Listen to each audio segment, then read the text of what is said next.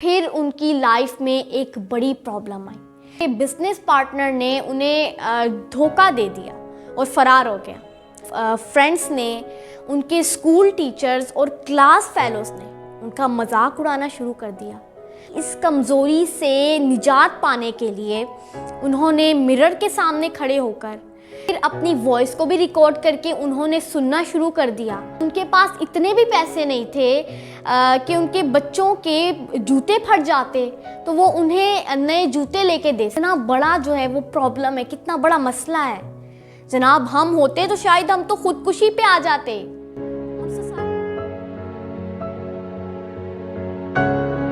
السلام علیکم جناب. اخبار بیچنے والا لڑکا کیسے ایک بڑے ملک کا سربراہ بن گیا. جناب وہی اخبار جنہیں ہم روزانہ ریڈ کرتے ہیں، جناب انہی 2 سے 3 روپے کے نیوز پیپرز کو اس شخص نے بیچنا سٹارٹ کیا اور وہیں سے اس کی جرنی کا آغاز ہوا اور اب وہ ایک بڑے ملک کے حاکم ہیں. لیکن یہ سب کیسے ممکن ہوا؟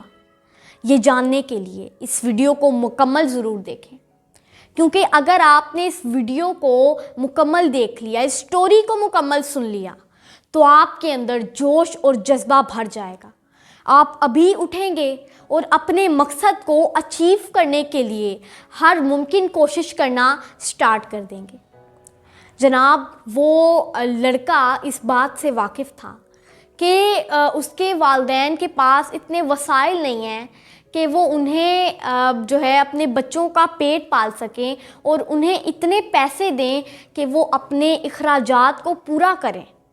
تو اس چیز کو مد نظر رکھتے ہوئے وہ معصوم بچہ صبح 5 بجے اٹھتا اور اخباروں کا بنڈل اٹھاتا، اپنے نازک کندھے پر وہ بنڈل ٹانگ کر نہ سردی کا خیال رکھتا اور نہ ہی گرمی کا، بلکہ وہ گلی گلی گھر گھر جاتا اور گھر کے دروازے کو نوک کرتا، دکانوں پہ اخبار فروخت کرتا اور 2 سے 3 روپے جوڑ کے اپنے اخراجات اور اپنی تعلیم کے خرچ کو پورا کرنے کی کوشش کرتا. جناب تعلیم مکمل کرنے کے بعد اس نے امریکن آئل کمپنی میں کلرک کا کام شروع کر دیا، لیکن کچھ ہی عرصے میں انہیں جاب سے نکال دیا گیا. لہٰذا انہوں نے مختلف جابز ڈھونڈنا سٹارٹ کر دیں، لیکن وہاں سے بھی انہیں نیگیٹو آنسرز ملنا سٹارٹ ہو گئے. پھر انہوں نے سوچا کہ کیوں نہ وہ اپنا بزنس کرنا سٹارٹ کریں. تو انہوں نے جب پہلے اپنا بزنس سٹارٹ کیا، پہلے بزنس سے انہیں بہت زیادہ لاس ہوا اور انہیں ناکامی کا سامنا کرنا پڑا. اور جب انہوں نے دوسرا بزنس سٹارٹ کیا تو ان کے بزنس پارٹنر نے انہیں دھوکہ دے دیا اور فرار ہو گیا. اس وقت وہ بہت زیادہ ڈسہارڈ ہوئے، بہت پریشان ہوئے، لیکن پھر انہوں نے اس پریشانی کو اپنی کامیابی کی راہ میں رکاوٹ نہیں بننے دیا، بلکہ کامیابی حاصل کرنے کے لیے مزید جدوجہد کرنے لگے. جناب انہوں نے جو کچھ بھی کیا اپنے بلبوتے پہ کیا، اپنی ہمت سے کیا. ایسا کوئی بھی نہیں تھا جو انہیں سپورٹ کر رہا تھا، جو انہیں کامیابی حاصل کرنے کے لیے انہیں جو ہے وہ ان کا ساتھ دے رہا تھا. جو چیز انہیں سپورٹ کر رہی تھی وہ صرف ان کی اونچی سوچ تھی، ان کی جو ہے ان کی اپنی ذات تھی جو انہیں ان کا ساتھ دے رہی تھی کامیابی حاصل کرنے میں. جناب ان کی لائف پہ بہت ساری پرابلمز آئیں، لیکن انہوں نے ہمت نہیں ہاری. جناب ایک ایسی پرابلم ابھی آپ کے ساتھ شیئر کرنے جا رہی ہوں. اگر ہماری لائف میں وہ پرابلم آ جاتی تو شاید ہم ہمت ہار جاتے، ہم گر کر نہ اٹھتے، ہم گوشہ نشین ہو جاتے یا ہم نشہ کرنے لگ جاتے. لیکن انہوں نے ایسا نہیں کیا، بلکہ آگے بڑھتے رہے. اور اس کے بعد ان کی لائف میں مزید پرابلمز بھی آئی، وہ میں آپ کو ابھی بتاؤں گی. جناب جو پہلی پرابلم ان کی لائف میں آئی وہ یہ تھی کہ جب بھی وہ بات کرنا سٹارٹ کرتے تو وہ ہکلانے لگ جاتے، مطلب وہ اپنا نام بھی صحیح سے نہیں لے پاتے تھے. اور اسی وجہ سے ان کے مختلف فرینڈس نے، ان کے اسکول ٹیچرز اور کلاس فیلوز نے ان کا مذاق اڑانا شروع کر دیا. لیکن انہوں نے کہا کہ یہی تنقید کرنے والے لوگ میری کامیابی کی سیڑھی ہیں اور میں انہی کے کندھوں پہ چڑھ کے کامیابی حاصل کروں گا، یہ تو میرے ہیلپرز ہیں. تو انہوں نے کیا کیا کہ اپنی اس کمزوری سے نجات پانے کے لیے انہوں نے مرر کے سامنے کھڑے ہو کر کوئی پیپر ہاتھ میں پکڑ لیتے اور اس پیپر پہ کچھ بھی لکھا ہوتا اسے پڑھنا شروع کر دیتے اور یہ عہد کرتے کہ اب انہوں نے ہکلانا نہیں ہے. اور پھر اپنی وائس کو بھی ریکارڈ کر کے انہوں نے سننا شروع کر دیا. جو غلطی آتی اسے صحیح کرنے کی کوشش میں لگ جاتے اور یوں اس کمزوری سے انہوں نے نجات پا لی. جناب ہم بھی کسی چیز میں کمزور ہیں، ہماری بھی کوئی کمزوری ہے، اگر ہم چاہیں تو اسے ختم کر سکتے ہیں، ہمت کر کے، محنت کر کے. ایسا نہیں کہ ہم دوسروں کی تنقید پر دھیان دیں اور اپنے سفر کو جاری نہ رکھیں. جناب پھر ان کی لائف میں ایک بڑی پرابلم آئی، وہی پرابلم جس کا ذکر میں نے آپ کے ساتھ کیا تھا کہ میں آپ کو آگے چل کے بتاؤں گی. جناب وہ پرابلم یہ تھی کہ ان کی معصوم سی پیاری سی بیٹی جس سے وہ بہت محبت کرتے تھے، ان کی صاحبزادی اور اہلیہ کا ایک روڈ ایکسیڈنٹ میں ان کا انتقال ہو گیا اور ان کے 2 بیٹے زخمی ہو گئے. اس سے بڑی پرابلم کیا ہو سکتی ہے، لیکن اسے بھی انہوں نے فیس کیا. اس پرابلم کے آنے پر بھی وہ ڈپریشن میں نہیں گئے، بلکہ انہوں نے یہ سوچ لیا کہ اگر میں اس پرابلم پہ ڈپریشن میں چلا جاؤں گا تو میں تو آگے ہی نہیں بڑھ سکتا. تو اسی بات نے انہیں بہت زیادہ انسپائر کیا اور وہ آگے بڑھتے رہے. جناب آپ یقین کیجئے کہ ان کے پاس اتنے بھی پیسے نہیں تھے کہ ان کے بچوں کے جوتے پھٹ جاتے تو وہ انہیں نئے جوتے لے کے دے سکیں. وہ اتنے غریب تھے، غربت کے سائے ان کے قریب منڈلا رہے تھے، لیکن پھر بھی انہوں نے اپنی ہر پرابلم کو خدا کا امتحان سمجھا اور آگے بڑھتے رہے. پھر انہوں نے سیاست میں قدم رکھا اور یہاں بھی ہمت نہیں ہاری.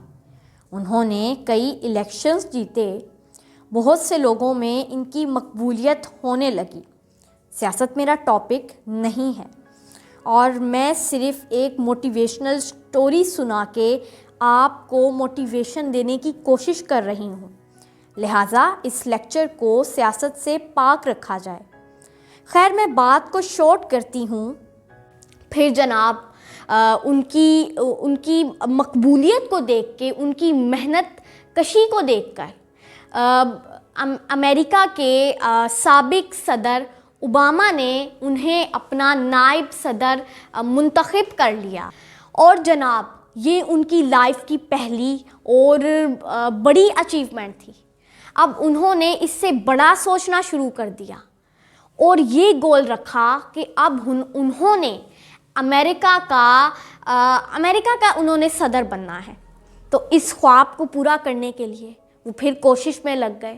وہ رات کو سوتے نہیں تھے بلکہ کام کرنے لگ پڑتے تھے. اور اسی جرنی کے درمیان ایک اور پرابلم آئی جو ان کی راہ میں رکاوٹ بنی، لیکن انہوں نے اسے زیادہ دیر رکاوٹ نہیں بننے دیا.